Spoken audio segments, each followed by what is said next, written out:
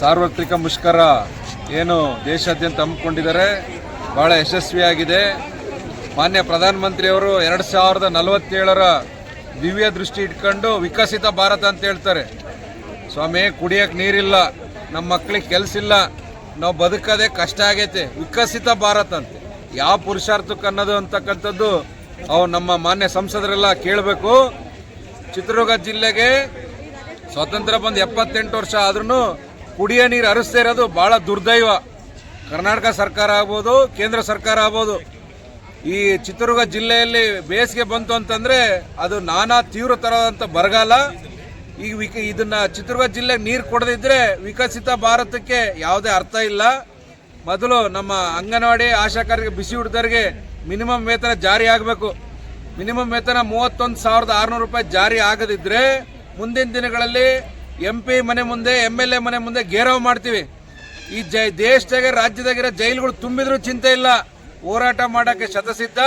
ನಮ್ಮ ಹೋರಾಟ ಯಶಸ್ವಿಯಾಗಿದೆ. ಈ ದಿನ ದೇಶಾದ್ಯಂತ ನಮ್ಮ ಹೋರಾಟಕ್ಕೆ ಜಯ ಆಗಲಿ ಅಂತಂದೇಳಿ ಈ ಮೂಲಕ ನಾನು ಮಾನ್ಯ ಸರ್ಕಾರಕ್ಕೆ ಮತ್ತು ಪತ್ರಕರ್ತರಿಗೆ ಈ ಮೂಲಕ ತಿಳಿಸೋಕ್ಕೆ ಇಚ್ಛೆಪಡ್ತೀನಿ.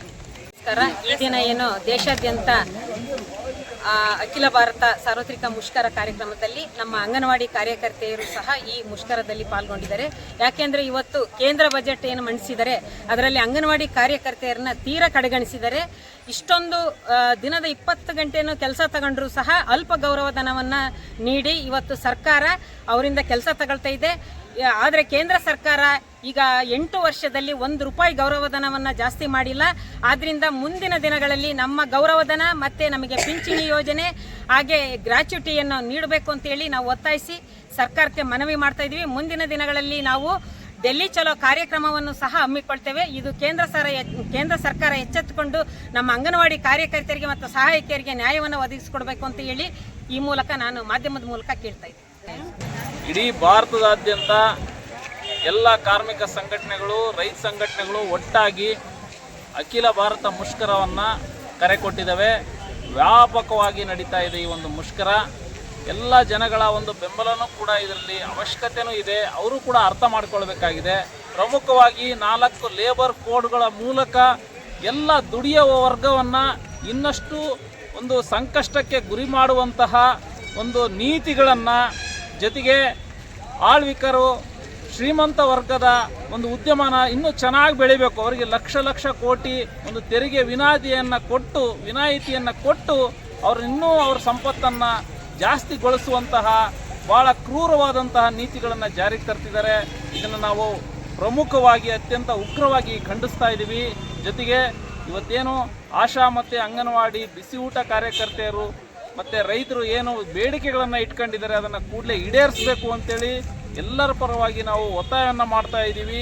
ನಾವೇನು ಪುಕ್ಕಟೆಯಾಗಿ ಏನು ಕೇಳ್ತಾ ಇಲ್ಲ. ಸಮಾನ ಕೆಲಸಕ್ಕೆ ಸಮಾನ ವೇತನ ಸರ್ಕಾರಿ ಒಂದು ಹೇಳಿಕೆಯನ್ನು ಅಷ್ಟೇ ಇಟ್ಕೊಂಡಿದ್ದೀರಾ, ಅದನ್ನು ಮೊದಲು ಜಾರಿಗೊಳಿಸಿ ಅಂತ ಕೇಳ್ತಾ ಇದ್ದೀವಿ. ಇವ್ರು ನಿಜಕ್ಕೂ ಇವ್ರ ದುಡಿಮೆನ ಒಂದು ಸರ್ಕಾರಿ ಶೋಷಣೆ, ಸ್ಕೀಮ್ ವರ್ಕರ್ ಅನ್ನೋದು ಸರ್ಕಾರಿ ಶೋಷಣೆ, ಕಾಂಟ್ರಾಕ್ಟ್ ಬೇಸ್ ಅನ್ನೋದು ಸರ್ಕಾರಿ ಶೋಷಣೆ. ಇದನ್ನು ಮೊದಲು ನಮ್ಮ ಒಂದು ಘನ ಸರ್ಕಾರ ಅಂತ ಹೇಳ್ಕೊಂತೀರಾ, ಪ್ರಜಾಪ್ರಭುತ್ವ ಅಂತ ಏನು ಹೇಳ್ತಾ ಇದ್ದೀರಾ, ನೀವು ಮೊದಲು ಇವರಿಗೆ ದುಡ್ದಂಥವ್ರಿಗೆ ಮೊದಲು ನ್ಯಾಯಯುತವಾದ ವೇತನ ಕೊಡಿ. ನಮ್ಮ ದೇಶ ನಿಜಕ್ಕೂ ಇವ್ರು ಚೆನ್ನಾಗಿದ್ರೇ ದೇಶ ಚೆನ್ನಾಗಿದ್ದಂಗೆ. ಅದು ಹೆಂಗೆ ಬರೀ ಶ್ರೀಮಂತ ಕುಟುಂಬಗಳನ್ನು ಮಾತ್ರ ಚೆನ್ನಾಗಿಟ್ಟು ನಮ್ಮ ದೇಶ ಪ್ರಕಾಶಿಸುತ್ತಿದೆ ಅಥವಾ ಬೆಳೀತಾ ಇದೆ, ಆರ್ಥಿಕವಾಗಿ 8% GDP ಡೆವಲಪ್ ಆಗ್ತಾ ಇದೆ ಅಂತ ಹೇಳಿಕೆ ಕೊಡೋದು ನಾಚಿಕೆಗೇಡು ಅಂತ ಹೇಳ್ತೀನಿ. ಹಾಗಾಗಿ ನಮ್ಮ ಒಂದು ಬೇಡಿಕೆಗಳು ನ್ಯಾಯಯುತವಾದವು. ಯಾವುದೇ ಒಂದು ಆಳ್ವಿಕ ಸರ್ಕಾರ ನ್ಯಾಯಯುತವಾದ ಬೇಡಿಕೆಯನ್ನು ಕೂಡಲೇ ಸ್ಪಂದಿಸಬೇಕು, ಒಂದೇ ಮಾತಲ್ಲಿ ಈಡೇರಿಸಬೇಕು. ಇಲ್ಲಿ ರಾಜ್ಯ ಸರ್ಕಾರನೂ ವಿಫಲ ಆಗ್ತಾ ಇದೆ, ಕೇಂದ್ರ ಸರ್ಕಾರಕ್ಕೆ ಕಣ್ಣೇ ಕಾಣಿಸ್ತಾ ಇಲ್ಲ ಈ ನಿಟ್ಟಿನಲ್ಲಿ. ಅಂಥ ಒಂದು ಶ್ರೀಮಂತರಿಗೆ ಹೆಂಗಂದರೆ ಬೇಕಾದರೆ ಕೆಲಸಕ್ಕೆ ತಗೋಬೋದು, ಬೇಡ ಅಂದರೆ ಮನೆಗೆ ಕಳಿಸು ಅನ್ನುವ ಒಂದು ಸುಲಭವಾಗಿರ್ತಕ್ಕಂಥ ಕಾನೂನನ್ನು, ಮಾಲೀಕರ ಪರವಾಗಿರ್ತಕ್ಕಂಥ ಕಾನೂನನ್ನು ಜಾರಿಗೊಳಿಸಿದರೆ ಇದನ್ನು ನಾವು ಪ್ರಮುಖವಾಗಿ ವಿರೋಧಿಸ್ತೀವಿ. ನ್ಯಾಯಯುತವಾಗಿ ಕೊಡಬೇಕಾಗಿರೋದನ್ನು ಕೊಡ್ರಿ ಅಂತ ಕೇಳ್ತಾ ಇದ್ದೀವಿ. ಅಂಗನವಾಡಿ ಕಾರ್ಯಕರ್ತೆಯರು ಸೇರಿದಂತೆ ಕೇಂದ್ರ ಸರ್ಕಾರದ ವಿವಿಧ ಯೋಜನೆಗಳಲ್ಲಿ ದುಡಿಯುತ್ತಿರುವ ಎಲ್ಲ ಸ್ಕೀಮ್ ಕಾರ್ಮಿಕರಿಗೆ ಕನಿಷ್ಠ ವೇತನ 26,000 ರೂಪಾಯಿಗಳನ್ನು ಜಾರಿಗೊಳಿಸಬೇಕು ಹಾಗೂ 10,000 ರೂಪಾಯಿ ಮಾಸಿಕ ಪೆನ್ಷನ್ ನೀಡಲು ಅಗತ್ಯ ಕ್ರಮ ಕೈಗೊಳ್ಳಬೇಕು. ಶಿಕ್ಷಣದ ಖಾಸಗೀಕರಣ, ವ್ಯಾಪಾರೀಕರಣ ಮತ್ತು ಕೋಮುವಾದೀಕರಣಕ್ಕೆ ಅವಕಾಶ ಮಾಡಿಕೊಡುವ ರಾಷ್ಟ್ರೀಯ ಶಿಕ್ಷಣ ನೀತಿಯನ್ನು ವಾಪಸ್ ಪಡೆಯಬೇಕು. ಸುಪ್ರೀಂ ಕೋರ್ಟಿನ ತೀರ್ಪಿನ ಪ್ರಕಾರ ಅಂಗನವಾಡಿ ಕಾರ್ಯಕರ್ತೆಯರು ಮತ್ತು ಸಹಾಯಕಿಯರು ಪೂರ್ಣಕಾಲಿಕ ಉದ್ಯೋಗಿಯಾಗಿದ್ದು ಅವರನ್ನು ಕಾಯಂ ಉದ್ಯೋಗಿಯಾಗಿ ಪರಿಗಣಿಸಿ ಕನಿಷ್ಠ ವೇತನ, ಪೆನ್ಷನ್ ಮತ್ತು ಗ್ರಾಚ್ಯುಟಿ ಸೌಲಭ್ಯವನ್ನು ಜಾರಿಗೊಳಿಸಬೇಕು.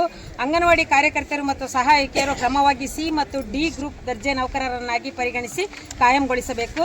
THR ಮತ್ತು FRS ಪದ್ಧತಿಯನ್ನು ಸರಳೀಕರಣಗೊಳಿಸಿ ಸಾಮಾಜಿಕ ಆರ್ಥಿಕ ಸಮಸ್ಯೆಗಳಿಂದ ಬಹುತೇಕ ಕುಟುಂಬಗಳು ಸ್ವಂತ ಮೊಬೈಲ್ ಸಂಖ್ಯೆ ಹೊಂದಿಲ್ಲದೆ ಇರುವುದರಿಂದ ಮತ್ತು ದುಡಿಯಲು ಬೇರೆ ಬೇರೆ ಪ್ರದೇಶಗಳಿಗೆ ವಲಸೆ ಹೋಗಿರುವುದರಿಂದ ಫಲಾನುಭವಿಗಳಿಗೆ ಆಹಾರ ವಿತರಣೆ ಮಾಡುವಲ್ಲಿ OTP ಸಮಸ್ಯೆಯಿಂದ ಕಷ್ಟ ಸಾಧ್ಯವಾಗುತ್ತಿದೆ. ಈ ಬಗ್ಗೆ ಸರ್ಕಾರ ಪರಿಶೀಲಿಸಿ ಈ ವ್ಯವಸ್ಥೆಯನ್ನು ಸರಳೀಕರಣಗೊಳಿಸುವ ಮೂಲಕ ತಾಂತ್ರಿಕ ಸಮಸ್ಯೆಗಳು ಎದುರಾದಾಗ ಅನುಸರಿಸಬೇಕಾದ ಪರ್ಯಾಯ ಮಾರ್ಗದ ಬಗ್ಗೆ ಸ್ಪಷ್ಟತೆಯನ್ನು ನೀಡಬೇಕು ಮತ್ತು FRS ಕೈಬಿಡಬೇಕು. ಗೌರವಧನ ಮತ್ತು ಅನುದಾನವನ್ನು ಹೆಚ್ಚಿಸಿ ಜಾರಿಗೊಳಿಸಿ. ಪ್ರಸಕ್ತ ಸಾಲಿನ ಕೇಂದ್ರ ಸರ್ಕಾರದ ಬಜೆಟ್ನಲ್ಲಿ ಮಹಿಳಾ ಮತ್ತು ಮಕ್ಕಳ ಅಭಿವೃದ್ಧಿ ಇಲಾಖೆಯ ಅನುದಾನವನ್ನು ಬಿಡುಗಡೆಗೊಳಿಸದೆ ನಿರ್ಲಕ್ಷಿಸಲಾಗಿದೆ. ದೇಶದ ಬಡ ಕುಟುಂಬಗಳ ಮಹಿಳೆಯರು ಮತ್ತು ಮಕ್ಕಳು ಅಪೌಷ್ಟಿಕತೆಯ ತಡೆಗಾಗಿ ಹಗಲಿರುಳು ಶ್ರಮಿಸುತ್ತಿರುವ ಅಂಗನವಾಡಿ ಉದ್ಯೋಗಿಗಳಿಗೆ ಸರ್ಕಾರ ಗೌರವಧನ ಹೆಚ್ಚಿಸದೆ ಅನ್ಯಾಯ ಎಸಗಲಾಗಿದೆ. ಆದುದರಿಂದ ಸರ್ಕಾರ ಕಾರ್ಯಕರ್ತೆಯರು ಮತ್ತು ಸಹಾಯಕಿಯರ ಗೌರವಧನವನ್ನು ಹೆಚ್ಚಿಸಿ ಮಹಿಳಾ ಮತ್ತು ಮಕ್ಕಳ ಅಭಿವೃದ್ಧಿ ಇಲಾಖೆಯ ಯೋಜನೆಯನ್ನು ಮತ್ತಷ್ಟು ಪರಿಣಾಮಕಾರಿಯಾಗಿ ಜಾರಿಗೊಳಿಸಲು ಹೆಚ್ಚಿನ ಪ್ರಮಾಣದ ಅನುದಾನವನ್ನು ಮೀಸಲಿಡುವ ಮೂಲಕ ಅನುದಾನವನ್ನು ಬಿಡುಗಡೆಗೊಳಿಸಬೇಕೆಂದು ಈ ಮೇಲಿನ ಬೇಡಿಕೆಗಳನ್ನು ಈಡೇರಿಸಬೇಕೆಂದು ಈ ಮೂಲಕ ಒತ್ತಾಯಿಸುತ್ತಿದ್ದೇವೆ. ವಂದನೆಗಳು.